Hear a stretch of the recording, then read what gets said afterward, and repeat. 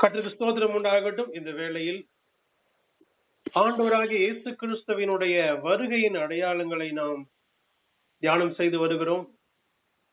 கடந்த 2 வாரங்களில் கர்த்தருடைய வருகையின் அடையாளங்களாக 14 குறிப்புகளை நாம் பகிர்ந்து கொண்டிருக்கிறோம். இந்த நாளில் 15 முதல் 21 வரைக்கும் உள்ளதான ஒரு 7 குறிப்புகளை வேத வசன அடிப்படையில நாம் தியானம் செய்ய இருக்கிறோம். இந்த ஒவ்வொரு குறிப்புகளுக்கும் நாம் ஆண்டுடைய வார்த்தையை தான் அடிப்படையாக கொண்டிருக்கிறோம். ஏதோ எண்ணிக்கை அடிப்படையில் இத்தனை பாயிண்ட்ஸ் இருக்கு அப்படின்னு சொல்றதுக்காக இல்ல. இந்த ஒவ்வொரு குறிப்பிலும் சொல்லப்படுகிறதான வேத வசனங்களை நீங்கள் மீண்டுமாக வேதத்தை திறந்து வாசித்து பாருங்கள். அந்த வசனங்களை தியானம் செய்து பாருங்கள். அப்பொழுது கர்த்தருடைய வருகையின் அடையாளங்களுடைய முக்கியத்துவம் என்ன என்பதையும் அதனுடைய பொருள் என்ன என்பதையும் நம்மாலே புரிந்து கொள்ள முடியும். 15வது குறிப்பு வெளிப்படுத்தல் 3ஆம் அதிகாரம் 15, 16 வசனங்கள். ஆவிக்குரிய சபைகளின் மந்த நிலை. கர்த்தருடைய வருகையினுடைய ஒரு அடையாளமாக சபைகளுடைய மந்த நிலைமை காணப்படுகிறது. அங்க நம்ம இப்படி வாசிக்கிறோம், உன் கிரியைகளை அறிந்திருக்கிறேன், நீ குளிரும் அல்ல அனலும் அல்ல, நீ குளிராயாவது அனலாயாவது இருந்தால் நலமாயிருக்கும். இப்படி நீ குளிருமின்றி அனலுமின்றி வெதுவெதுப்பாய் இருக்கிறபடியினால் உன்னை என் வாயினின்று வாந்தி பண்ணி போடுவேன் என்று கர்த்தருடைய ஆவியானவர் சபைகளுக்கு சொல்லியிருக்கிறார். ஆவிக்குரிய சபைகளில இந்த காலங்கள்ல இந்த லூக்வார்ம்னஸ், அனலும் குளிரும் இல்லாத வெதுவெதுப்பான நிலைமையிலே இன்றைய சபைகள் போய்கொண்டிருக்கிறது. பாரம்பரியமாக கடமைக்காக ஏதோ சபைக்கு போனோம், ஏதோ ஆராதனைக்கு போனோம் என்கிறதான நிலைமையில்தான் இன்றைய கிறிஸ்தவ வாழ்க்கை ஓடிக்கொண்டிருக்கிறது. இந்த காலங்களில் ஊழியர்கள் விசுவாசிகளை கடிந்து கொள்ளுகிறதான சூழ்நிலையும் இல்லை. ஏனென்றால் கடிந்து கொண்டால் மக்கள் என்ன செய்ய மாட்டாங்க, ஜெபத்துக்கு வரமாட்டாங்க. சரி, எப்படியோ வந்துட்டு போட்டோம் எங்க நிலைமையில ஊழியர்களும் பெரிதாக கண்டம் பண்ணி பேசுவதற்குரிய சூழ்நிலை இல்லாமல் இருக்கிறது. இது கர்த்தருடைய வருகையினுடைய ஒரு அடையாளம். அன்பானவர்களே, ஆண்டவருடைய வருகைக்காக தேவ ஜனங்கள் ஆவியிலே அனலாய் இருந்து நாம் என்ன செய்யணும், அவனுடைய வருகைக்காக காத்திருக்க வேண்டும். விறகு இல்லாத இடத்திலே நெருப்பு அணைந்து போகும் என்று நீதிமொழிகளிலே நாம் வாசிக்கிறோம். இன்றைக்கு அணைந்து போன நிலைமையிலே, ஒரு வெளிச்சம் இல்லாத பிரகாசம் இல்லாத நிலைமையிலே, மங்கி எறிகிற நிலைமையிலே கிறிஸ்தவ வாழ்க்கை போவது எந்த வகையிலும் அது தேவ ஜனங்களுடைய ஆசீர்வாதத்துக்கு காரணமாக இருக்காது. ஆவியின் நிறைவிலே நாம் ஜீவிக்க வேண்டும். ஒவ்வொரு நாளும் அபிஷேகத்தின் முக்கியத்துவத்தை உணர்ந்து, கர்த்தருடைய வார்த்தையின் மேன்மையை உணர்ந்து ஒவ்வொரு நாளும் பயபக்தியோடும் விசுவாசத்தோடும் முன்னேறி செல்ல வேண்டும். கர்த்தருக்கு ஸ்தோத்திரம் உண்டாகட்டும். இந்த வெதுவெதுப்பு தண்ணி குடிக்கிறதுக்கு வேணா பயனுள்ளதா இருக்கும். ஆனா நம்முடைய கிறிஸ்தவ வாழ்க்கை வெதுவெதுப்பா இருக்க கூடாது.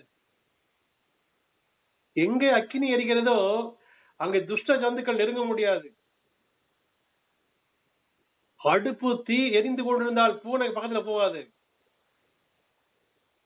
அன்பானவர்களே, தேவ ஜனங்கள் எரிந்து பிரகாசித்துக் கொண்டிருந்தால், தேவ ஜனங்கள் பிரகாசிக்கிற அனுபவத்தோட கூட இருந்தால் அவர்களுடைய ஆவிக்குரிய ஜீவியத்தை எந்த பிசாசுகிட்ட நெருங்க முடியாது. பாம்பு, பல்லி, பூரான், எந்த துஷ்ட ஜந்துக்களும் தீய கண்டா ஓடி போயிடும். ஆவிக்குரிய நிலையில நாம் அனலா இருந்தோமானால் எந்த பிசாசின் கிரியை நம்மை நெருங்கவே முடியாது. அதோடு மட்டுமல்ல, கர்த்தருடைய வருகையிலே நாம் முதல் ஆளாக அப்படியே பறந்து போவதற்கு அது உதவியா இருக்கும். அடுத்தது 16வது குறிப்பு, இயேசு கிறிஸ்து வருவார் என்னும் வாக்குத்தத்தம் எங்கே என்று பரியாசக்காரர்கள் சொல்வார்கள். 2 பேதுரு 3ஆம் அதிகாரம் 3, 4 வசனங்கள்.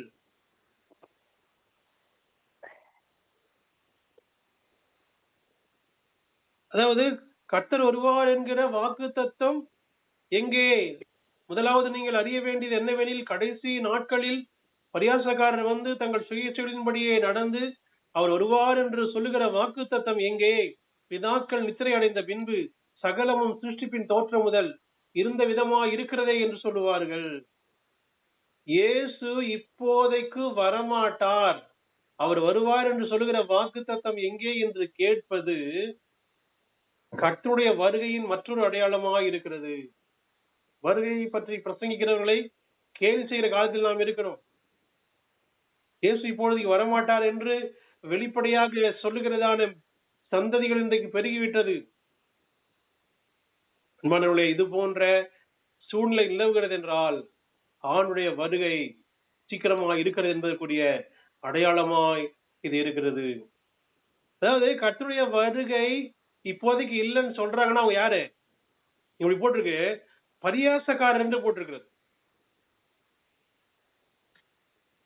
கர்த்தருக்கு ஸ்தோத்திரம் உண்டாகட்டும். தேவன் தம்மை பரியாசம் பண்ண ஒட்டார் என்று நாம் வேதத்திலே படிக்கிறோம். வேதத்திலே சொல்லப்பட்டதான மிக பிரதானமான சத்தியங்களில் ஒன்று கர்த்தருடைய வருகை. இப்ப சபையினுடைய அடுத்த டெஸ்டினி அதுதான். அதை பற்றியே கேலி செய்தால் ரகசிய வருகையே இல்லை, சம்பவிக்காது, இவ்வளவு காலம் ஆயிடுச்சு, 2000 வருஷம் முடிஞ்சிருச்சு, ஆனா இயேசு வரல, இனியும் வரமாட்டாரு என்று சொல்வது தேவனை பரியாசம் பண்ணுவது போலாகும். அப்போ இந்த நிலை ஆணுடைய வருகையின் மற்றொரு அடையாளமாய் காணப்படுகிறது.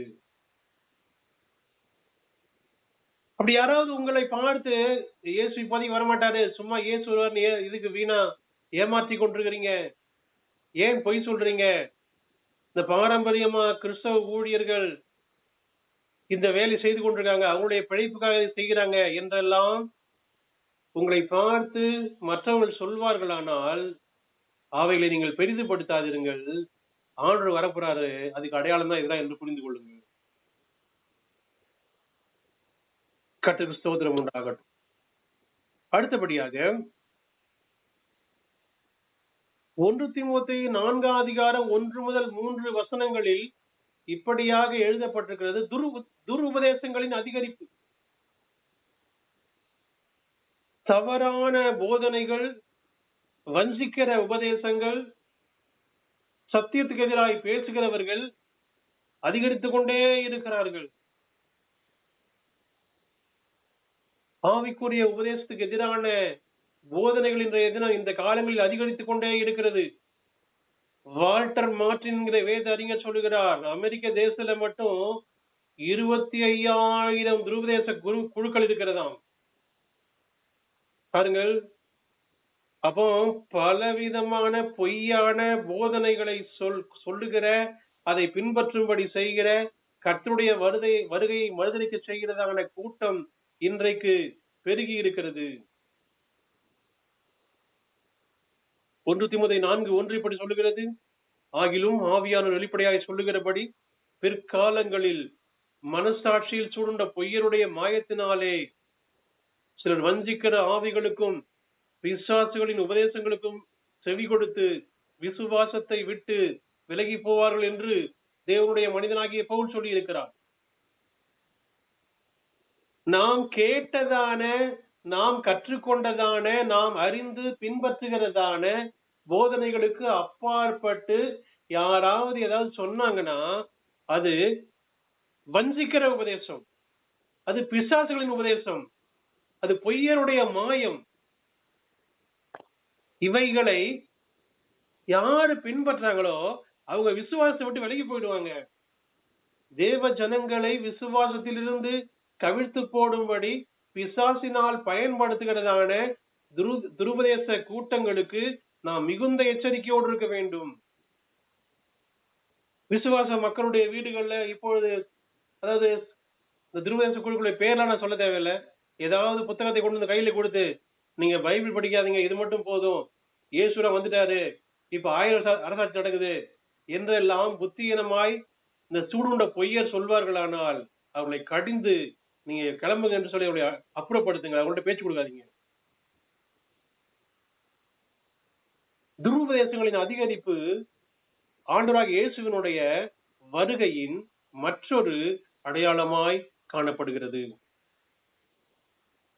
அடுத்தபடியாக நோவாவின் கால ஜலப்பிரளயத்தின் அடையாளம் 18வது குறிப்பு. லூக்கா 17ஆம் அதிகாரம் 26, 27 வசனங்கள்.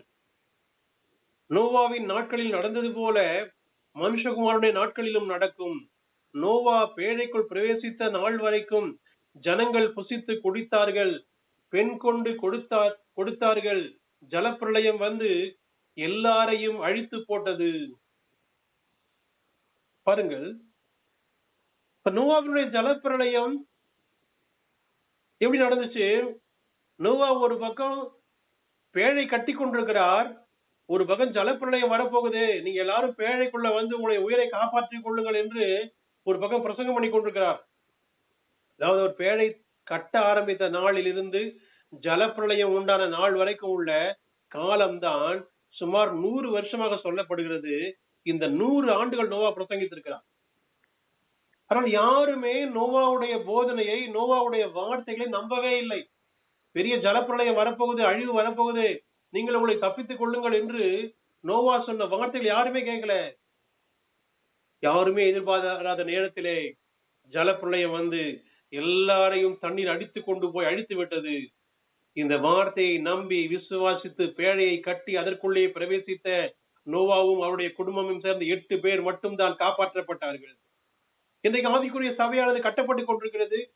நம்ம பாக்குற மக்கள்லாம் சொல்றோம், நீங்க ஜெபத்துக்கு வாங்க, ஆண்டவரை ஏற்றுக்கொள்ளுங்க, இயேசு சீக்கிரம் வரப்போறாரு, இந்த உலகம் அழிய போகுது, இதை நாம் சொல்லிக் கொண்டிருக்கிறோம். மக்கள் மந்தமா தான் இருக்காங்க, கேட்டும் கேளாமல் போய்கொண்டே இருக்காங்க. நாம் இந்த உபதேசத்தை விசுவாசித்து இயேசு வரப்போற இந்த சத்தியத்தை உணர்ந்து நாம் ஆவிக்குரிய சபையாகிய பேழைக்குள்ள நம்ம பிரவேசித்துக் கொண்டிருக்கோம்.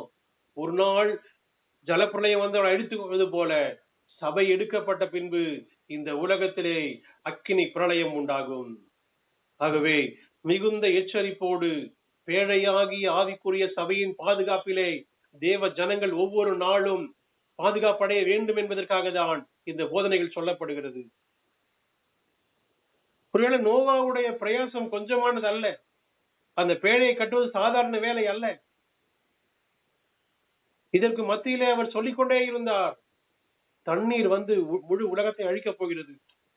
இன்றைக்கும் நாம் சொல்லிட்டுதான் இருக்கோம், அழிவு வரப்போகுது, உலகமே அழிய போகுது, இயேசு வந்து தம்முடைய சபையை எடுத்துக்கொள்வாரு, நீங்க மனம் திரும்புங்க, ஞானஸ்நானம் எடுங்க, அபிஷேகம் பெறுங்க, வேறுபட்ட ஜீவியம் செய்யுங்க, கர்த்தரை பின்பற்றி கொள்ளுங்க, கர்த்தருக்குள்ள உறுதியாயிருங்க, பாவ வாழ்க்கையை விடுங்க.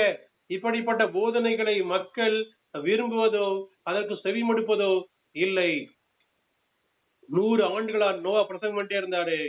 ஒரு நாள் நோவாவையும் அவருடைய குடும்பத்தையும் அந்த பேழைக்குள்ளே தள்ளி கர்த்தர் கதவை அடைத்தார். அதுபோல ஆவிக்குரிய சபையை தேவன் பரலோகத்துக்கு எடுத்துக்கொண்டு கிருபையின் காலம் என்கிற கதவை அடைப்பார். அதற்கு பின்பு அந்தி கிறிஸ்து காலத்தில் உள்ள அந்த மகா பெரியதான பிரளயத்திற்குள்ளே ஜனங்கள் சிக்கிக் கொள்வார்கள். அடுத்தபடியாக 19வது குறிப்பு, 2 தீமோத்தேயு 3ஆம் அதிகாரம் 1 முதல் 5 வசனங்கள். கடைசி நாட்களில் பாவங்கள் அதிகரிக்கும். அன்பானவர்களே, பாவம் எல்லா காலத்திலும் இருக்குதுதான். பாவம் இல்லாத காலம் இல்லை. ஆதாமுடைய வீழ்ச்சி நாளில் இருந்து உலகத்திலே பாவம் அதிகரித்துக் கொண்டுதான் இருக்கிறது. ஆனா தேவனுடைய மனிதனாகிய பவுல் சொல்லும் பொழுது 1ஆம் வசனம், மேலும் கடைசி நாட்களில் கொடிய காலங்கள் வரும் என்று அறியாயாக, இத சொல்லிட்டு 2ஆம் வசனம், 3ஆம் வசனம், 4ஆம் வசனம் நீங்க படிச்சீங்கன்னா கிட்டத்தட்ட ஒரு லிஸ்ட் 20 பாவங்களை இங்க பட்டியலிடுகிறார். அதுல ஒன்று, பரிசுத்தம் இல்லாதவர்களாய் ஜனங்கள் இருப்பார்கள்.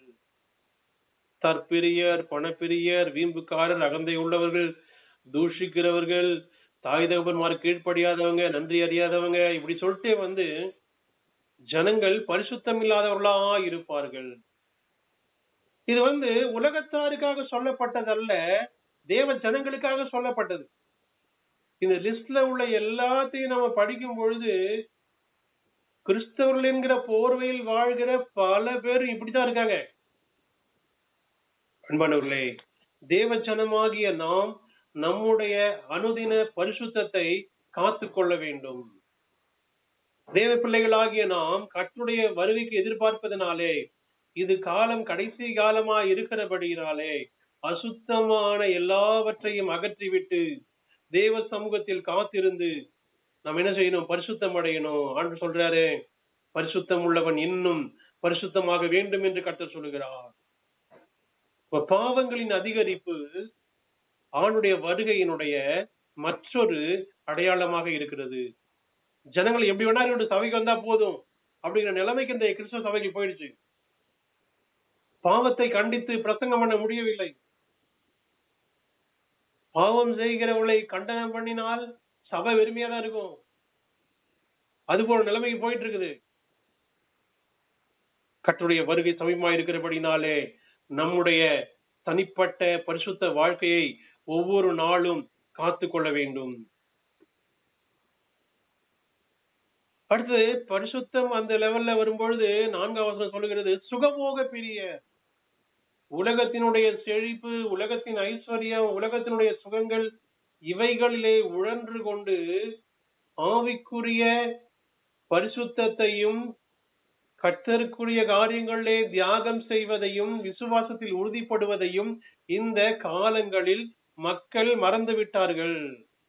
அதாவது நாம் இந்த உலகத்திலே பாதுகாப்பாக சுகமாக வாழ வேண்டும் என்று கர்த்தர் சொல்லி இருந்தாலும் சுகபோக பிரியராயிராமல் கர்த்தருக்காக நாம் நம்மை தியாகம் செய்ய வேண்டும். உபவாசம் பண்ணணும், முழங்கால் போட்டு ஜெபிக்கணும், கர்த்தருடைய நாமத்திற்காக என்னெல்லாம் வெறுக்க முடியுமோ அவைகளை வெறுக்க வேண்டும். அப்படி செய்யாத பட்சத்துல அது என்ன ஆகும்னா பாவமாக மாறும்.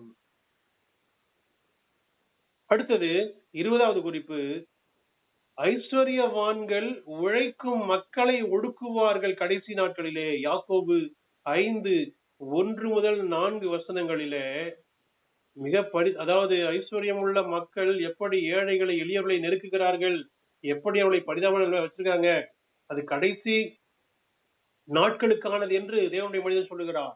கடைசி காலங்களில் இந்த கொடிதான சம்பவம் உலகம் முழுசு நடக்குது. ஏழை எளிய மக்களுக்கு அவளுக்கு உரிய சம்பளத்தை தராமல், அவருடைய உழைப்புக்கு ஏற்ற ஊதியம் தராமல் ஐஸ்வர்யவான்கள் மென்மேல் ஐஸ்வர்யவான்களா மாறிட்டே இருக்காங்க. ஏழைகள் இன்னும் பரிதாப நிலைக்கு போயிட்டே இருக்காங்க. அது உலகம் முழுசு நடக்குது. அப்போ இது அவனுடைய வருகையின் ஒரு அடையாளமா இருக்கிறது. இப்ப தேவ ஜனங்களாகிய நாம் ஒருவேளை பாடுகள் பிரயாசங்கள்ல இருந்தாலும், ஏழ்மையில் இருந்தாலும், நம்முடைய உழைப்புக்கேற்ற ஊதியம் இல்லாமல் போனாலும் இயேசு வரப்போறார், நம்ம எடுத்துக்கொள்ள போகிறார். ஆகினாலே அதை பற்றிய பெரிய கவலையோ, ஐயோ நான் பொருளாதார நிலையில ரொம்ப பின்தங்கி இருக்கனே, எந்த முன்னேற்றம் இல்லை என்கிறதான எந்த தயக்கமோ கலக்கமோ நமக்கு தேவையில்லை. கடைசி 21வது குறிப்பு, உலகளாவிய சுவிசேஷ அறிவிப்பு. மத்தேயு 24ஆம் அதிகாரம் 14ஆம் வசனம், ராஜ்யத்தினுடைய இந்த சுவிசேஷம் பூலோகம் எங்கும் உள்ள சகல ஜாதிகளுக்கும் சாட்சியாக பிரசங்கிக்கப்படும், அப்பொழுது முடிவு வரும். கர்த்தருக்கு ஸ்தோத்திரம் உண்டாகட்டும். சுவிசேஷ பிரபல்யம் இயேசுவினுடைய வருகையினுடைய மற்றொரு அடையாளம். வேறு எந்த காலத்திலும் இல்லாத அளவிற்கு கர்த்தருடைய வார்த்தையானது மிக தீவிரமாய் எல்லா நிலைகளிலும் போய்கொண்டிருக்கிறது. சமூக ஊடகங்களில், தொலைக்காட்சியில், இன்னும் மற்றும் பல நிலைகளிலே கர்த்தருடைய வார்த்தை பிரசங்கம் பண்ணப்பட்டு கொண்டே இருக்கிறது. இந்த காலங்கள்ல இயேசுவை அறியாதவங்க யாரும் கிடையாது, ரட்சிக்கப்படாதவங்க தான் இருக்காங்க. எந்த பக்கத்திலும் சுவிசேஷம் போயிருக்கு, கைப்பிரதி போயிருக்கு, ஒவ்வொரு வீட்லயும் புதிய ஏற்பாடு இருக்கு, கர்த்தருடைய வேதம் போயிருக்கு, ஆண்டவரை பற்றி கேள்விப்பட்டிருக்காங்க, ஆனா இந்த ரட்சிக்கப்படல. அப்ப நம்முடைய ஜெபம் இனி ஜனங்கள் ரட்சிக்கப்பட வேண்டும் என்பதுதான், இன்னும் சுவிசேஷம் அறிவிக்கப்படவில்லை என்பது அல்ல. அப்போ சுவிசேஷம் எல்லாருக்கும் அறிவிக்கப்பட்டாலே முடிவு வந்துடும். அங்கே சொல்லப்பட்ட முடிவு என்பது கர்த்தருடைய வருகைதான். ஆகவே அன்பானவர்களே, 7 குறிப்புகளை சொன்னேன்.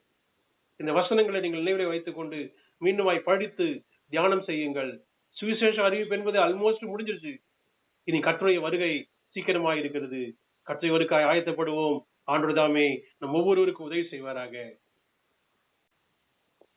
கர்த்தருக்கு ஸ்தோத்திரம் உண்டாகட்டும். இந்த வேளையில் ஆண்டவராகிய இயேசு கிறிஸ்துவினுடைய வருகையின் அடையாளங்களை நாம் தியானம் செய்து வருகிறோம். கடந்த 2 வாரங்களில் கர்த்தருடைய வருகையின் அடையாளங்களாக 14 குறிப்புகளை நாம் பகிர்ந்து கொண்டிருக்கிறோம். இந்த நாளில்